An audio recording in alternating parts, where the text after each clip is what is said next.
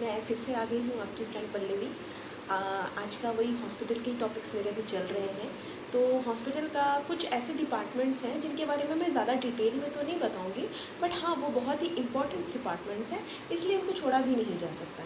Okay, मतलब ये बहुत ही इम्पॉर्टेंट है। कुछ डिपार्टमेंट्स तो ऐसे हैं जिनके बिना ही बहुत मुश्किल है हॉस्पिटल को ग्रो करना, चलाना। है तो ये बहुत ही इम्पॉर्टेंट टॉपिक जिसमें मैं बहुत सारे डिपार्टमेंट्स को कवर करूँगी। ओके, तो फर्स्ट ऑफ ऑल मैं आपको बताना चाहूँगी एक बहुत ही इम्पॉर्टेंट, इवन वो हॉस्पिटल क्या कोई भी कंपनी के लिए डिपार्टमेंट बहुत ही इम्पॉर्टेंट है। वो है अपना account department. Account finance department बहुत ही इम्पॉर्टेंट रोल प्ले करता है एक हॉस्पिटल के लिए भी, क्योंकि इसी से हॉस्पिटल चलता है। ओके, सो अकाउंट डिपार्टमेंट में जो भी लोग एम्प्लॉय हैं, वर्किंग हैं हॉस्पिटल के लिए, तो उनको काफ़ी काम करना पड़ता है और सब कुछ डाटा मेंटेन करके रखना पड़ता है हॉस्पिटल का।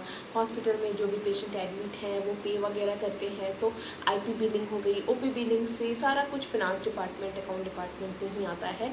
और उन सब डाटा को सही तरीके से रखना, सही तरीके से डाटा को मेंटेन करके रखना, जो भी है उनका जो भी सब कुछ रहता है वो सब कुछ एक तरह से अकाउंट डिपार्टमेंट में ही होता है। इवन ये तो अपना एक तरह से पेशेंट केयर में आ गया, पर हमारा जो स्टाफ का केयर का भी अकाउंट्स वगैरह जो भी है, बिलिंग्स वगैरह, जब मतलब एक तरह से जब स्टाफ का भी जब एचआर वगैरह उनको उनको उनके पे वगैरह एचआर तो बनाता है, पेरोल बनाता है कि उनको इतनी पेमेंट करनी है, पर उसके बाद का आगे का काम जो होता है वो अकाउंट डिपार्टमेंट वाले ही करते हैं। उनकी सैलरी प्रोसेस जो हो गई वो सब कुछ अकाउंट डिपार्टमेंट में ही जाता है। Okay, so this is a very important department for any hospitals. Okay, तो और नेक्स्ट डिपार्टमेंट मैं बताना चाहूँगी मेंटेनेंस डिपार्टमेंट। मेंटेनेंस डिपार्टमेंट में क्या आता है, जैसे हॉस्पिटल का सारा कुछ इलेक्ट्रिसिटी से रिलेटेड हो गया, कुछ भी एसी हो गया, कुछ भी एनीथिंग इलेक्ट्रिसिटी से जो भी रिलेटेड हॉस्पिटल में चीज़ें हैं उन सब चीज़ों को मेंटेन करके रखना, और जो भी वहाँ इंस्ट्रूमेंट यूज़ होते हैं उन सब उसमें जो भी है वो उनको मेंटेन करके रखना, जो पुराने हो गए हैं उनको रिमूव वगैरह करना या उनको ठीक करना, रिपेयरिंग का काम सब कुछ मेंटेनेंस डिपार्टमेंट में आता है। तो मेंटेनेंस डिपार्टमेंट भी बहुत बड़ा रोल प्ले करता है किसी भी हॉस्पिटल्स के लिए। ओके, तो वहाँ पे भी जो एम्प्लॉय हैं उनको morning shift, even night shift, afternoon shift तो होती है, नाइट शिफ्ट भी करनी पड़ती है उनको, क्योंकि नाइट में भी मेंटेन का कुछ भी प्रॉब्लम आ सकता है मेंटेनेंस का, तो वे भी नाइट शिफ्ट भी उनको करनी हो सकती है। तो क्योंकि फिर कोई समझ नहीं पाता, अगर कुछ हॉस्पिटल में प्रॉब्लम्स आ जाती हैं तो मेंटेनेंस डिपार्टमेंट का जो भी काम है वो मेंटेनेंस डिपार्टमेंट को ही ठीक करना पड़ता है। तो उनको नाइट के लिए भी जो बैकअप वगैरह है वो सब ठीक करके रखना पड़ता है, क्योंकि हॉस्पिटल क्या है 24 आवर्स रहता है, 24 आवर्स वहाँ पे सब लोग काम करते हैं। तो सारे डिपार्टमेंट, कुछ ही डिपार्टमेंट ऐसे होते हैं जो 9 to 5 चलते हैं, ऑफिशियली वर्क वाले जो हो गए, एडमिनिस्ट्रेशन डिपार्टमेंट वगैरह हो गया, बट बाई चांस सारे ही डिपार्टमेंट में कोई ना कोई तो रहता ही है। मोस्टली लैब हो गया, नर्सिंग डिपार्टमेंट हो गया, डॉक्टर्स का डिपार्टमेंट हो गया, जो ऐसे डिपार्टमेंट हैं जो 24 आवर्स में ज़रूरी हैं। इवन एडमिन डिपार्टमेंट भी कोई ना कोई एक होता ही है सारा कुछ मैनेज करने के लिए। जैसे अगर कोई रात में किसी को दिक्कत हो रही है, कुछ हो रहा है, तो एडमिन डिपार्टमेंट में भी एक एमओडी होता है जो मैनेजर ऑन ड्यूटी पे रहता है। ओके, पर ऐसा नहीं कि सबको ही रहना पड़ता है।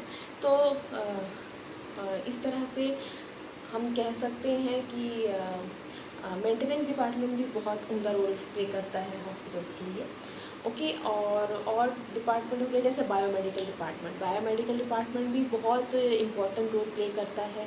ओके, तो वहाँ पे भी जो वर्किंग एम्प्लॉय होते हैं उनको बहुत ही बारीकी से और बहुत अच्छे तरीके से काम करना पड़ता है। ओके, और कैसे हो गया फिज़ियोथेरेपी डिपार्टमेंट हो गया। जैसे फिज़ियोथेरेपी डिपार्टमेंट में जो लोग बीपीटी करते हैं, पीटी करते हैं, वो स्टूडेंट्स आके वहाँ पे वर्किंग होते हैं। और फिज़ियोथेरेपी भी एक अपने आप में एक डिपार्टमेंट है, तो बहुत ही उनका प्ले रोल करता है। और ऑर्थोपेडिक्स जैसे डिपार्टमेंट है उनके साथ ही मोस्टली वो ज़्यादातर जुड़ा होता है फिज़ियोथेरेपी डिपार्टमेंट। डिपार्टमेंट, क्योंकि वहाँ पे ही उनका सारा वर्कलोड होता है। इसके अलावा हो गया और भी काफ़ी डिपार्टमेंट्स छोटे छोटे होते हैं, सिक्योरिटी डिपार्टमेंट हो गया, और आप बोल सकते हैं सिक्योरिटी में मतलब सिक्योरिटी का तो एक अलग ही है। एंट्री जब होती है हॉस्पिटल में किसी की, तो सिक्योरिटी को ही देखना पड़ता है, आउट होता है कोई तो वो भी सिक्योरिटी में ही चेक वगैरह होता है उनका। इवन कुछ भी प्रॉब्लम्स आई तो सिक्योरिटी डिपार्टमेंट का रोल होता है। इवन और हम कह सकते हैं ओपीडी में एक ऐसा डिपार्टमेंट भी होता है जहाँ एम्बुलेंस अरेंज वगैरह की जाती है, कि अगर कोई पेशेंट को जाना है और हॉस्पिटल में अगर एम्बुलेंस नहीं है तो वो सारा कुछ उस डिपार्टमेंट को देखना पड़ता है। बाहर से अगर किसी एम्बुलेंस को लाना है या गवर्नमेंट का कुछ या किसी दूसरे हॉस्पिटल में भेजना है पेशेंट, तो एम्बुलेंस का रीअरेंजमेंट भी एक तरह से ये ओपीडी में एक डिपार्टमेंट होता है। कहीं कहीं पे सिक्योरिटी डिपार्टमेंट भी देख लेता है, कहीं कहीं पे ओपीडी डिपार्टमेंट्स में भी एक जो भी आप कह सकते हैं कि एक कॉल सेंटर टाइप का है, वहाँ पे भी कहीं कहीं वर्क होता है। तो ये अलग अलग हॉस्पिटल्स अपना, या फिर एक अलग चैम्बर भी होता है ये सब संभालने के लिए। तो इस तरह से छोटे हॉस्पिटल में किसी एक डिपार्टमेंट में ही इसको अरेंज कर दिया जाता है, पर बड़े बड़े हॉस्पिटल्स में इसका एक अलग डिपार्टमेंट होता है जहाँ पे ये चीज़ें अरेंज की जाती हैं, फाइल्स मेंटेन की जाती हैं। तो ये हो गया। और होप सो मेरा ये वीडियो आपको पसंद आया होगा। कुछ कुछ डिपार्टमेंट्स मैंने यहाँ कवर किए हैं। सो अगर आपको पसंद आता है तो आप लाइक कर दीजिएगा, सब्सक्राइब कर दीजिएगा। Thank you, bye bye.